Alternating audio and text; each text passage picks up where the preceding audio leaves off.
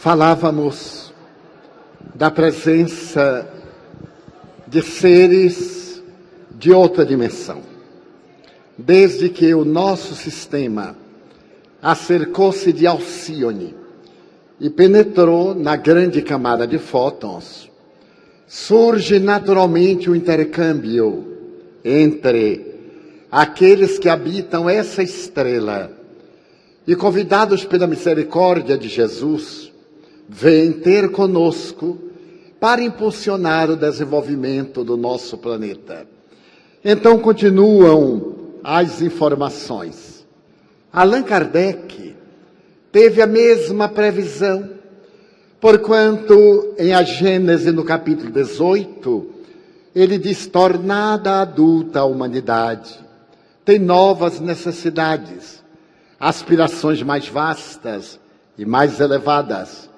Despoja-se, em consequência, das faixas infantis e se lança, impelida por irresistível força, para as margens desconhecidas, em busca de novos horizontes menos limitados. É notável esta reflexão. A humanidade já está adulta, já desenvolveu o intelecto, está em processo de desenvolvimento ético-moral. É muito mais fácil desenvolver a inteligência do que disciplinar os sentimentos. Mas agora que nós estamos nesta fase que nos abre as perspectivas para passos mais audaciosos, o codificador continua: para que na terra sejam felizes os homens, preciso é que somente a povoem espíritos bons, encarnados e desencarnados, que somente ao bem se dediquem. Havendo chegado o tempo, grande emigração se verificará dos que a habitam, a dos que praticam o mal pelo mal, ainda não tocados pelo sentimento do bem, os quais, já não sendo dignos do planeta transformado, serão excluídos, porque senão lhe ocasionariam de novo perturbação e confusão, e constituiriam obstáculo ao progresso. Substituí-los-ão espíritos melhores, que farão reinem em seu seio a justiça, a paz e a fraternidade.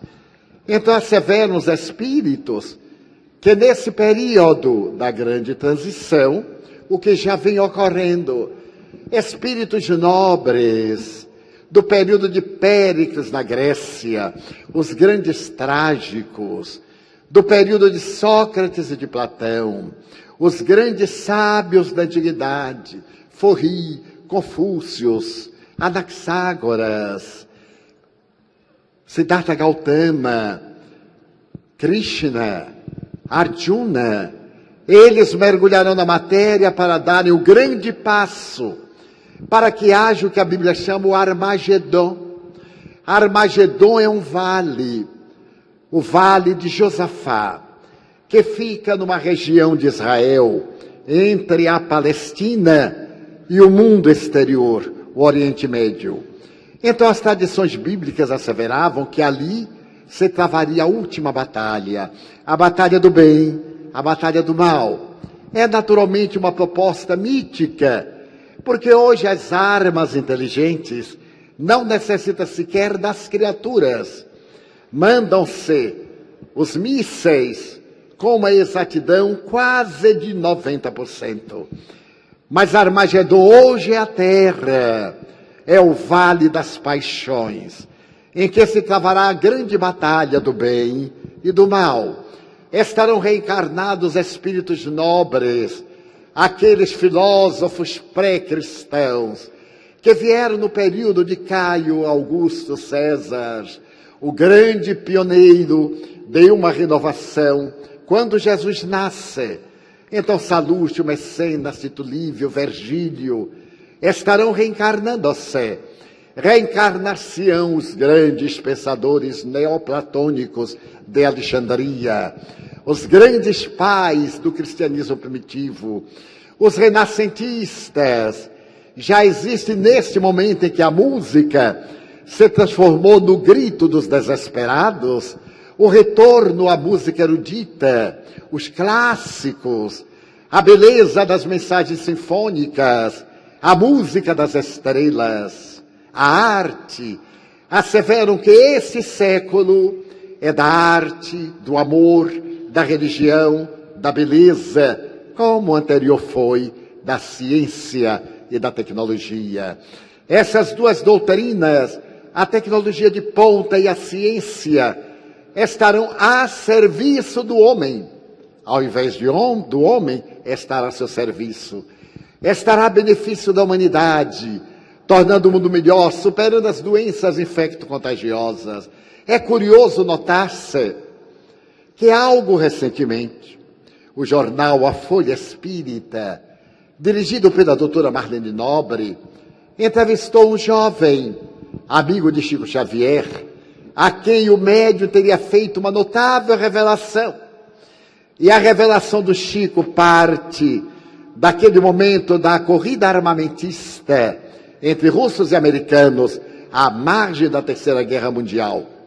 Então Emmanuel lhe teria dito que Jesus reuniu-se com os guias do sistema solar e pediu para a Terra um prazo de 50 anos. Poderão encontrar na internet. Esses 50 anos terminam em 2019, em que as criaturas humanas, principalmente no planeta da Terra, porque é um planeta colossal, particularmente no Brasil, deveríamos lutar para criar uma nova psicosfera e apressar o processo do mundo. Então, Jesus conseguiu o prazo e espíritos nobres reencarnaram. Emmanuel, no ano 2000, deve estar com 10 para 11 anos. Qual será a notável missão de Emmanuel? O espírito Joana de Ângeles programa-se para reencarnar a partir possivelmente de 2015. Qual será a tarefa dessas entidades nobres que deram centenas de anos?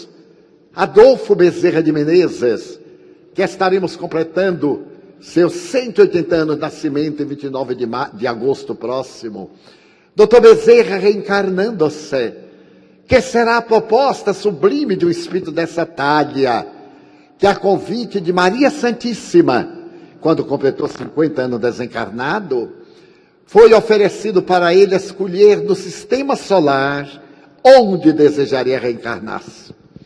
E o Dr. Bezerra disse: enquanto houver lágrimas e sombras na pátria do Cruzeiro do Sul, eu pedirei à Mãe Santíssima que me permita continuar atendendo os filhos do Calvário, os que choram, os que sofrem na pátria brasileira. E então ela aqueceu. E ele prosseguiu trabalhando no Brasil. Hoje, Dr. Bezerra, são aproximadamente 10 mil espíritos da sua coorte que atendem em toda parte. Não somente no Brasil, mas nas Américas, na Europa. Porque onde existe brasileiro espírita, há uma ternura imensa por Dr. Bezerra. Depois de viajar praticamente o mundo, 64 países, os 5 continentes, mais de 3 mil cidades, é comovedor verificar se essa ternura por um espírito de escol, como médico dos pobres. Então eles estarão de volta para poder mudar a estrutura do nosso planeta. E os maus? Eles não ficarão impedindo o desenvolvimento do bem. Por uma lei de sintonia, de vibração, de intensidade quântica, eles irão mergulhar na carne um planeta compatível com as suas tendências negativas, como ocorreu com aqueles da constelação do Cocheiro, aqueles que vieram de Capela e que criaram as grandes civilizações do passado. Depois que eles se reabilitaram, voltaram. E observemos, por exemplo, o Egito. O Egito faraônico. Aonde estão aqueles arquitetos notáveis? Hoje o Egito é uma terra pobre, que vive das suas tradições, caracterizada por uma miséria, pelo terror de Mubarak, que o governou por 40 anos e agora está sendo devorado por um câncer. Porque ninguém foge de si mesmo. Nós somos os construtores da nossa felicidade. A lei é inexorável para todos. E cada qual colhe de acordo com o que semeia. Então estamos no limiar da nova era. Os maus não encontrarão campo e os bons passarão, como diz o codificador, a criar um planeta perfeitamente transformado.